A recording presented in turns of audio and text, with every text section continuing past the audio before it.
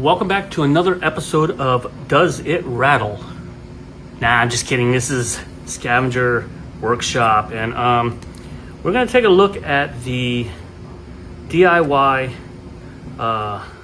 Octagon ports. So you're going to receive your pieces from Send Cut Send or Xometry. It's about $35 per Octagon port, which isn't too bad at all. So installation is fairly simple. You're just going to need some basic tools, a pair of pliers, and some bits to tighten up these screws here, right? So first thing you want to notice is this piece right here. This is part of the back plate assembly that for the mounting bracket, so you can mount it to the frame. Has these little holes where you can slide in and out, mount it to the frame. You'll notice this little slit here. This slit, we put that there so that way it will assist you with bending your tabs, right? Now you want to make sure that you get it to the edge when you put it in there, you know, because I made it a little bit deep just so that way it had plenty of clearance. Once you get it to the edge, you're just gonna push it down like that, and that's gonna bend it at the correct angle it needs to be at. See that little angle right there? Or you can just bend it by hand. It's not too difficult to get it in the approximate location, but I thought it'd be cool to have this little bending tool, right? So boom, and there's those pieces, and you'll notice when you slide them in there, it'll be at the correct angle, right? So go ahead and bend all your little parts. You got to make sure you have the orientation correct when you do this as well, because there's a large side and there's a small side. Small side goes on this flat one right here, like this. The large side goes on the rounded ones like this, right? So let me go ahead and finish bending these, and then we'll start putting this thing together.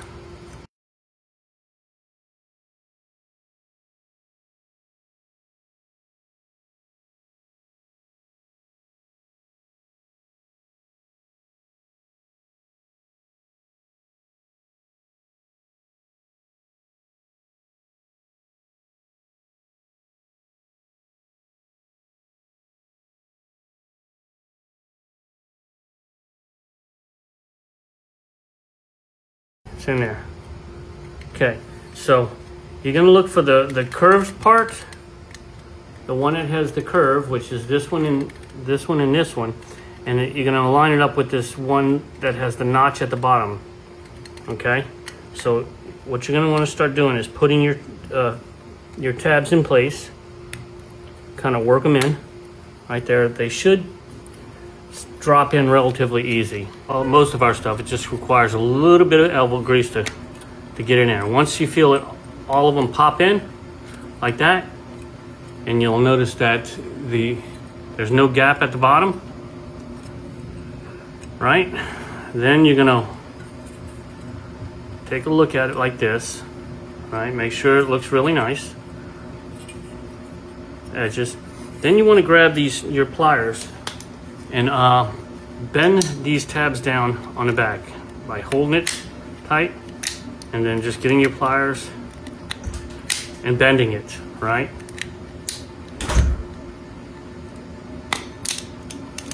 That's one side. Once you bend these tabs in, this thing will not come back out. That's 2, 3, 4. So all the tabs are bent down on the back side. So it's all locked in place now. So now what you want to do is make sure your walls right here, this seam, is up against it as close as possible.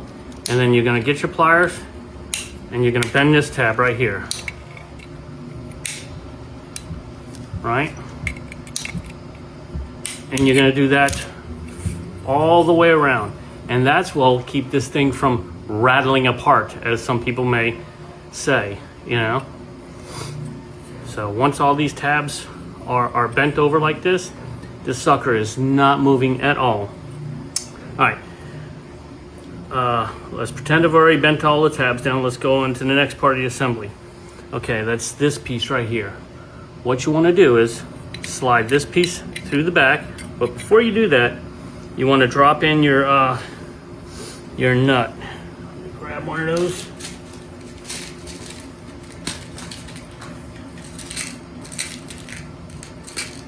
That's this little nut right here. You're going to drop that sucker in there like this. Should be a pretty tight fit. You might have to kind of work it in there.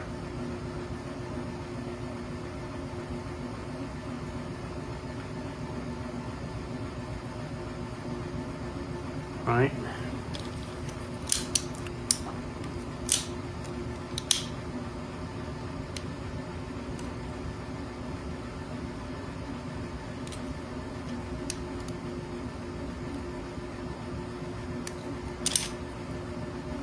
All right, once it's in there, then we're gonna push your key through the tabbed hole. Like I said, if it's a little tight, just give it a little bit of a bend, so that way it fits in there just nice. It should go all the way back to the nut right there. See that? And then from there, we want to drop in our plates, right?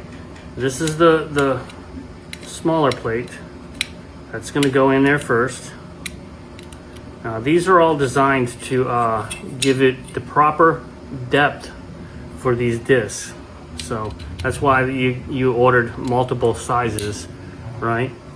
So when all of them are in there like this, right, it should give you the exact length that you need for your depth. Let's put that down for a second.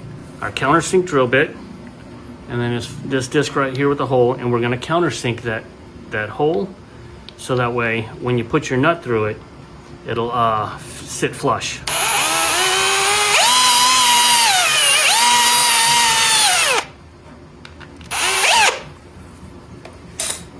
All right. So, and we're gonna just test to make sure it fits flush, which it does, right? Now, we're gonna stick this through here and then tighten up this nut around the screw. This is a M4, so you should have an M4. All right, so once you're at this point right here, what you're going to want to do is to sand the inside of this disc about the size of this diameter right here, and then sand this one. And you're going to use some epoxy to glue this piece on centered right here, right? So it's going to look something like that.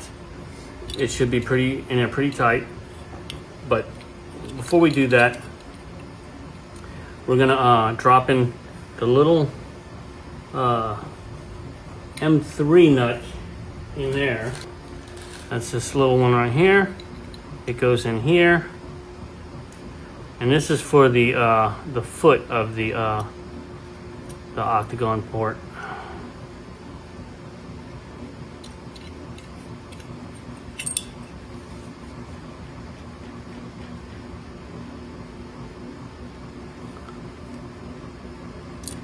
Oops. Sometimes it's best to put this in there and glue it beforehand, okay? So that goes in there like that. Your little foot comes in like this, and then goes into that tab like that. You want to countersink this bottom piece right here, and then drop a screw in. I'm just going to go ahead and put the screw in there for now. But yeah, you should countersink it so it sits flush.